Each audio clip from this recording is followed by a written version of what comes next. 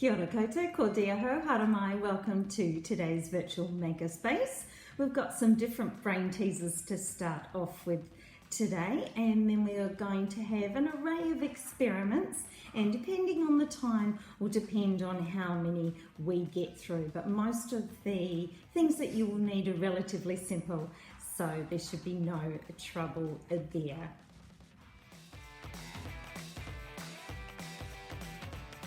Brain teasers today are some float sink experiments. So what I would like you to do is, we've got a different array of things here, and what I want you to think of in your mind is when I put them in the water, will they float or will they sink? Bearing in mind that something will sink if it is more dense than the water it is going into. It will float if it is less dense. Let's make a start. A coin, float or sink?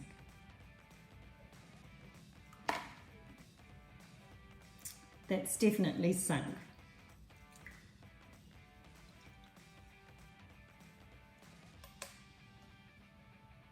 A marble, float or sink?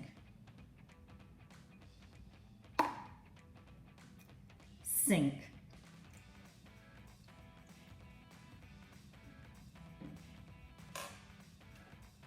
A golf ball, float or sink?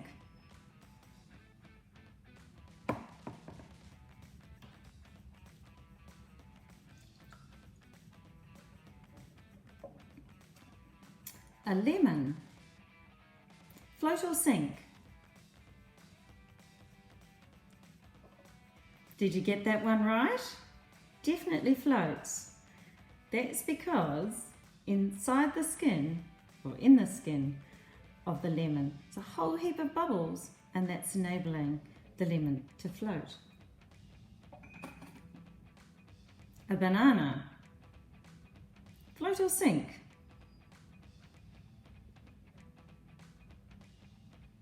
The banana floats as well. Did you get that one?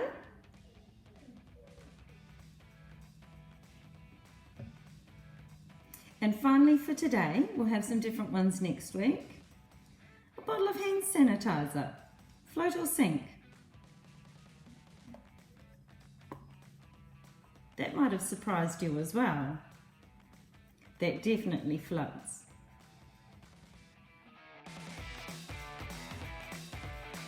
Well, welcome back. Let's get into those experiments. Let's take a closer look.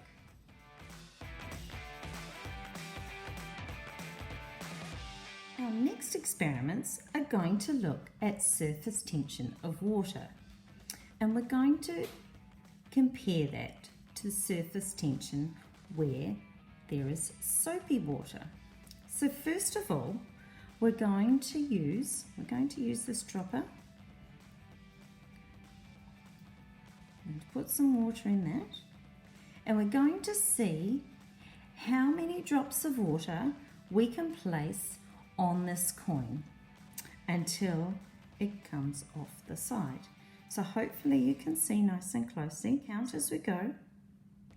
1, 2, 3, 4, 5, 6, 7, 8, 9, 10, 11, 12, 13, 14, 15, 16, 17, 18, 19, 20, 21, 22, 23, 24,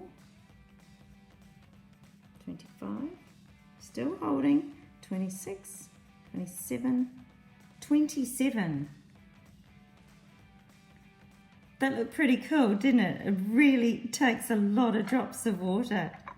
Okay, we're going to set that aside. So 27 is the number to beat. Okay, new coin. Now I've added some dishwashing liquid to our next pottle. I'll just So this is our soapy water. Let's see what happens on the top of the coin with the soapy water. 1, 2, 3, 4, 5, 6, 7, 8, 9, 10, 11, 12, 13. 13. And it's already come off. Is that what you were expecting? Basically what has happened is the soap decreases the surface tension of the water by pushing apart the water molecules. And in the end, that repels the water, so it forces it to dissipate. We're going to look at another experiment now, which also looks at the surface tension of water. So we'll set those coins aside, and I'll be back in a moment with our swimming fish experiment.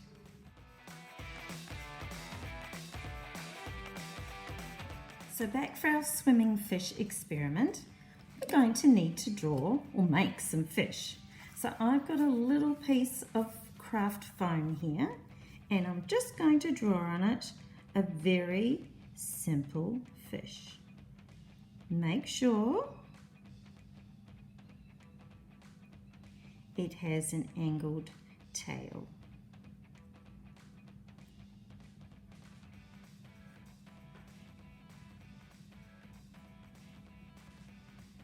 We'll make another one as well.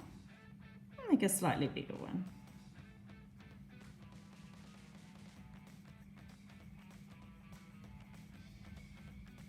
Some stripes on this one. You don't have to get too creative with your fish.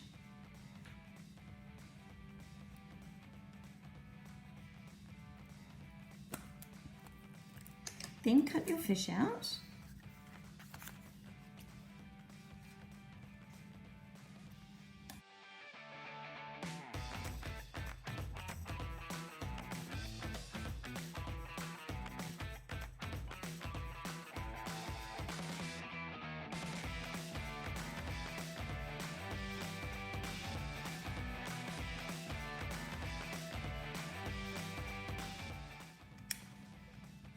There are our two fish. Now we just need to go and get what they're going to swim on. There's our tray. Here are our fish. Now, with a cotton bud, we just talked about before how soap can repel the water. So on the back of our fish,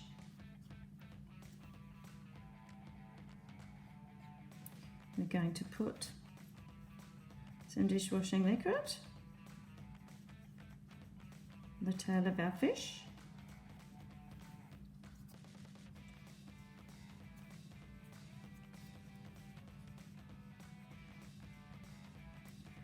so if the soap breaks the surface tension of the water, it should swim in our pool.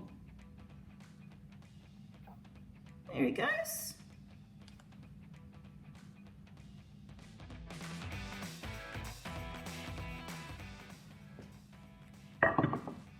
Now, because the surface tension of the water has already been broken by the soap that was on our small fish, when we test our big fish, we need to replace our water.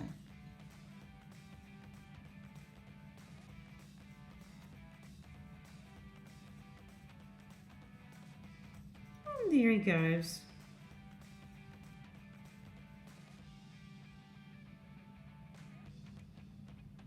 So just remember, try different fish, but make sure you replace the water first.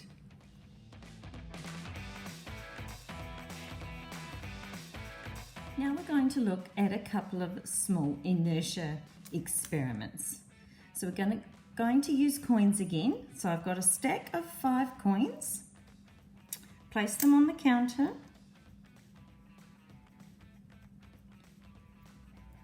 Have one other coin. Place it about 5 or 6 centimeters away. Now I am going to flick this coin at the stack. What do you think will happen? Only the bottom coin moved.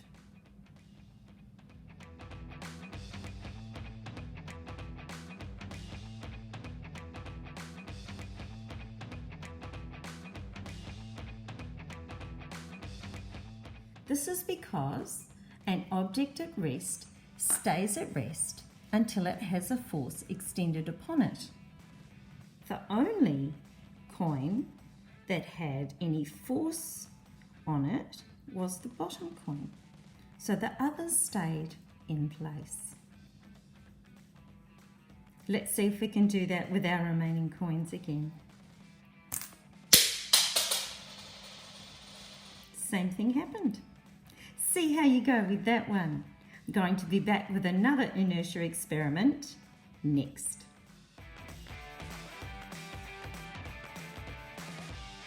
So welcome back to another inertia experiment. We've all seen the magician who yanks the tablecloth from the table, which is covered in dishes, and none of the dishes move. We're going to replicate the same thing with a glass of water, our index card, and another stack of coins.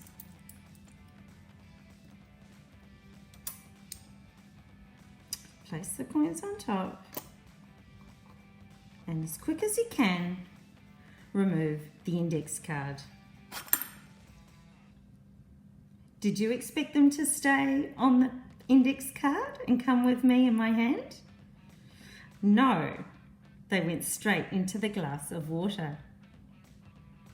So remember, an object at rest stays at rest until it has a force placed upon it. There was no force placed on any of those coins, so they just fell directly down into the water. We'll see if we can see that in slow motion.